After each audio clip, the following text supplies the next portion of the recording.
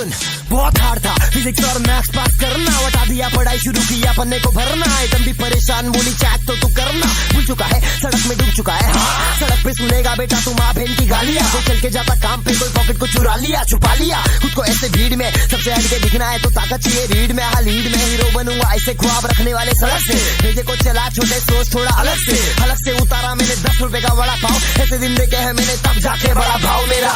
मालूम है ना सुन, हाँ हंसता हूँ मैं इनके सोच पे तरसता हूँ मैं, हिप हॉप का मानसून का बादल हूँ बरसता हूँ मैं, सच शॉट देने आया सीधा पच अपने काम पे ध्यान दे के घोड़ा करता मच बच कितने सारे परेशानी रास्ते में, चाय खारी चलता है अपने मुंबई के नाश्ते में, खुल के जरा सांस ले जिंदगी के फासले में, कितना कुछ है कहने को और कितना कुछ है पास में, फिर भी हासिल क्यों ना कर पाते हैं भाई लोग, सिर्फ बोल बच्चन भर के जैसे नकली डायलॉग, बनता है लोग बंद करो वरना भाई लोग, वरना लड़की भी बुलाएगी तेरे को भाई लोग, चल।